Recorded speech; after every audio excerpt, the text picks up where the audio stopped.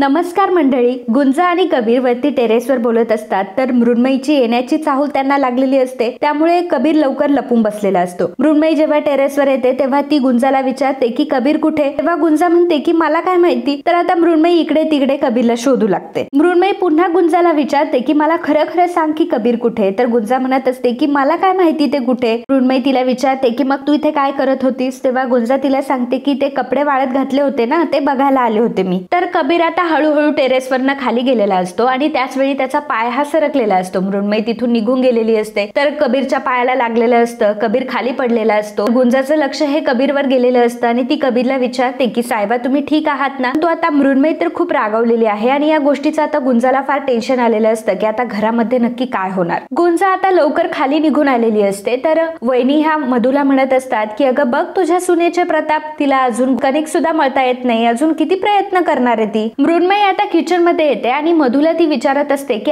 तू कबीर कुठे. तेव्हा वहिनी म्हणतात की प्रोफेसर बाई आज तर तुम्ही लवकर आलात, कसं काय लवकर आलात. तेव्हा मृण्मयी आता वहिनीवर ओरडते आणि तिला म्हणते की तुम्ही जरा गप्प बसाल का प्लीज. मृण्मयी मधूला पुन्हा विचारते की तू कबीर कुठे. मधू विचारत असते की अगं मृण्मयी परंतु तू लवकर कशी काय आली. तेव्हा मृण्मयी आता चिडते आणि म्हणते की मी विचारलेल्या प्रश्नांचं उत्तर द्यायचं सोडून तुम्ही मला भलतेच उत्तर देताय. वहिनी आता रागवतात आणि म्हणतात की ज्या चपात्या केलाय ना त्या गिळा आणि एवढ्यात जर नवऱ्याचा प्रॉब्लेम होत असेल ना तर त्याच्या मागोमाग फिरत जा. वहिनी आता रागाने तिथून निघून गेलेल्या असतात. तर मधू ही मृण्मयीला म्हणत असते की मृण्मयी अगं तू का असं बोललीस, आजपर्यंत मी त्यांना असं बोलली नाहीये. कबीर हा त्याच्या रूम मध्ये असतो, त्याच्या पायाला लागलेलं असतं आणि कबीरचा दरवाजा हा बंद असतो. तर आता मृण्मयी तिथे येते आणि जोर जोरात कबीरचा दरवाजा ती वाजवायला लागते. आता मृण्मयीचा आवाज ऐकून घरातले सर्वजण तिथे येतात. कबीर आता दरवाजा उघडतो तर कबीर मृण्मयीला विचारतो की मृण्मयी तू तर कॉलेजमध्ये गेली होतीस ना, तू कशी काय आलीस इथे. रेशीम म्हणते की मी सांगते काय झालं. खरं तर मृण्मयीला तुझ्यावर आणि गुंजावर संशय येत होता आणि ती मला विचारत होती की गुंजा आणि कबीर एकमेकांसोबत आहेत का. आधी तिने मला अख्ख्या घरात तुला शोधायला लावलं आणि नंतर तू सापडला नाही म्हणून गुंजाला देखील शोधायला लावलं आणि मग माझ्या ही गोष्ट लक्षात आली की तिला तुमच्या दोघांवर संशय आला होता. कबीर मृण्मयीला म्हणतो की वा मृण्मयी तू एक काम कर, इथे सगळीकडे सीसीटीव्ही कॅमेरे बसवून घे आणि महत्वाचं म्हणजे मी तुला सांगून गेलो होतो ना आणि हेही सांगितलं होतं की मी गुंजाच्या कामासाठीच चाललोय म्हणून आणि काम काय आहे हे देखील मी तुला सांगणार होतो परंतु तुला इंटरेस्ट नव्हता ते ऐकण्यामध्ये. आणि काय वाटलं तुला गुंजा आणि मी घरात. अगं असं बोलायला तरी लाज वाटते का तुला. मृण्मयी म्हणते की वा रेशीम वा, खरं तर एवढ्या विश्वासाने मी तुला कॉल केला होता आणि तू माझा असा विश्वासघात केलास. रेशीम म्हणते की आता मी माझ्या भावाच्या बाजूने नाही बोलणार तर कोणाच्या बाजूने बोलणार आणि खरं काय होतं तेच मी सगळ्यांना सांगितलंय. मृण्मयी म्हणते की हा तुझा भाऊ आहे आणि मी तुझी कोणीच नाहीये का ग. अगं मंदारच्या आणि तुझ्या भांडणामध्ये तर मीच तुला वाचवलं होतं ना, तुझ्या लक्षात नाहीये का. परंतु उपकारांच्या गोष्टी तुझ्या तरी कशा लक्षात राहणार आहे, कारण त्या ध्यानात नाही ठेवायच्या हे तूच ठरवलंयस. रेशीम तिला म्हणत असते की उपकारांच्या भाषा उगाच तू करू नकोस आणि तू कशी बोलतेस ना एकदा तू बघ.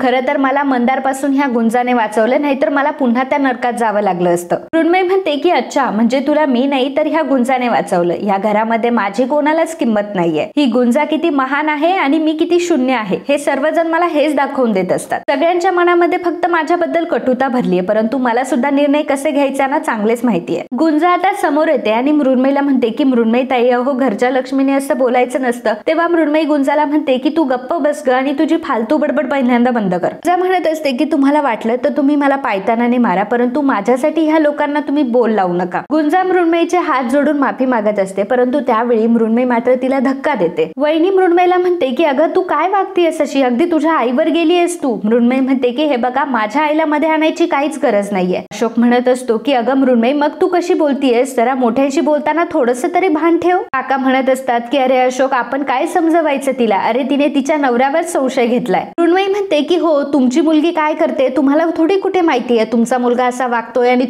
तुमची मुलगी इथे माहेराला बसलीये डोंबल्याला. असं म्हटल्यावर आता घरच्यांना मृण्मयीचा प्रचंड राग आलेला असतो. कबीर म्हणतो की काय बोलतेयस मृण्मयी तू हे. मृण्मयी म्हणते की खरं तेच बोलतीये. म्हणते की जेव्हा बायको ही कॉलेजला जाते ना तेव्हा तुमचा मुलगा ना हा मोलकर्णी सोबत गुलछडे उडवतो आणि घरात जमत नाही ना म्हणून बाहेर तिला फिरायला घेऊन जातो. बाबा म्हणतात की अगं मृण्मयी काय बोलतेयस तू हे आणि काय विचार करतेयस तू कबीर बद्दल. तेव्हा मृण्मयी म्हणते की खरं तेच बोलतेय मी आणि मी ह्या दोघांना माझ्या डोळ्यांनी बघितलंय बाईक वरनं जाताना. मधू मनात विचार करू लागते की याचा अर्थ मृण्मयीने गुंजा आणि उमेरला सोबत बघितलंय आणि हा संशय तिच्या मनात आलाय. परंतु आता मी काही बोलूही शकत नाही कारण मी जर बोलले तर खूप मोठा प्रॉब्लेम होईल. कबीर मृण्मयीला म्हणत असतो की अगं मृण्मयी काय बोलतेयस तू हे. मृण्मयी म्हणते की कुठे काय बोलतेय बोलतीयस, तुला जर करायला लाज वाटत नाही तर मला बोलायला का लाज वाटेल. कबीरला मात्र आता हे असह्य होत असतं आणि कबीर आता मृण्मयीवर हात उचलतो, परंतु तो मृण्मयीला मारत नाही. मृण्मयी म्हणते की का बरं थांबलास, मार ना मला. आता तेवढंच राहिलंय ना, आधी माझ्या बाबांनी माझ्या आईवर हात उचलला तेही या गुंजामुळे, आणि आता तूही माझ्यावर उचल. ह्या घरात मला माझ्या वाट्याचं प्रेम मिळत नाही हे मला समजून आलंय आणि आता इथे मी एक क्षणही थांबणार नाही. मृण्मयी आता घराबाहेर पडलेली असते आणि सर्वजण आता तिला थांबवत असतात की अगं मृण्मयी थांब, अगं मृण्मयी थांब. मधू म्हणत असते की अगं मृण्मयी तुझा गैरसमज झालाय, जरा थांब. मृण्मयीने मात्र कोणाचंच ऐकलेलं नसतं आणि ती आता तिथून निघून गेलेली असते. तेव्हा वहिनी म्हणत असतात की बघितलं मधुबाई, तुझ्या सुनेला एवढीशी सुद्धा अक्कल नाहीये, तिला घरात कोणाचं काहीच पडलेलं नाहीये आणि ती अशीच घर सोडून निघून गेली. काका म्हणत असतात की विजया अगं असं तरी निदान नको बोलूस. तर आता कबीर बाईक घेऊन मृण्मयीला शोधायला निघालेला असतो. तेव्हा गुंजा म्हणत असते की साहेबा मी येऊ का. तेव्हा कबीर म्हणतो की नाही गुंजा तू नको येऊस. कबीर आता गाडीवरती मृण्मयीला शोधायला गेलेला असतो. काकू मधूला म्हणत असते की मधू, एक दिवस तुझी ही सून ना आपलं नंदनवन तोडून टाकणार आहे. तुला जर तिला डोक्यावर चढून घ्यायचं असेल तर घे, परंतु माझ्या लेका सुनांना बोललेलं मी खपवून घेणार नाही. अशोक म्हणत असतो की अहो वहिनी, आधीच ती पोरगी घर सोडून निघून गेलीये, रागाच्या भरात जर तिने काही बरं वाईट केलं नाही तर बरं होईल. गुंजा म्हणत असते की अहो काकू, हे घर एकच आहे, असं एकामुळे नाही तुटलं जाणार ते. काकू आता तिच्यावर चिडते आणि म्हणते की मोठी माणसं बोलतायत ना इथे, तू कशाला मध्ये बोलतीयस. आता फक्त मृण्मयीला येऊ दे, सगळं काही वटणीवर आणणार आहे मी. रेशीम तू आताच्या आता सुबोधला कॉल कर आणि घरी काय